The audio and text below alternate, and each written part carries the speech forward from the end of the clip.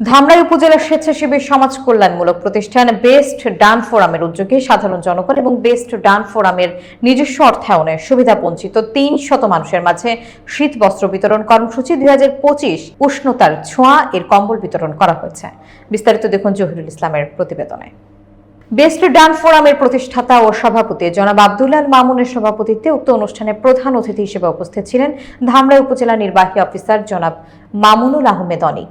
বিশেষ অতিথি হিসেবে উপস্থিত ছিলেন ধামরাই উপজেলা সমাজসেবা অফিসার জনাব এস.এম. হাসান, হার্ডিং সরকারি উচ্চ বিদ্যালয় এবং কলেজের ভারপ্রাপ্ত প্রধান শিক্ষক জুলেখা বেগম, বেস্ট ডান ফোরাম পরিবারের মাননীয় উপদেষ্টা জনাব শামসুল আলম বাবু সহ প্রতিষ্ঠানের সকল সদস্যবৃন্দ। বেস্ট ডান ফোরাম ২০১২ সাল থেকে প্রতি বছরই শীতের সুবিধা বঞ্চিত মানুষদের জন্য শীত বস্ত্রের ব্যবস্থা করা সহ নানাবিধ সমাজ ও জনকল্যাণমূলক কাজে নিয়োজিত রয়েছে। উপজেলা নির্বাহী অফিসার জনাব মামুনুল আহমেদ অনিক বলেন, বেস্ট ডান ফোরাম দিন রাত নিরলসভাবে পরিশ্রম করে সব সময় সমাজের অসহায় মানুষের জন্য কাজ করে যাচ্ছেন।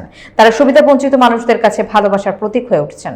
আমরা তাদের সকল ভালো কাজে সর্বাত্মক সহযোগিতার আশ্বাস দিচ্ছি। বেস্ট ডান ফোরামের প্রতিষ্ঠাতা ও সভাপতি আব্দুল্লাহ আল মামুন ভবিষ্যতেও সমাজ ও জনকল্যাণে নিজেদের সম্পৃক্ত থাকার নিশ্চয়তা প্রদান করেন।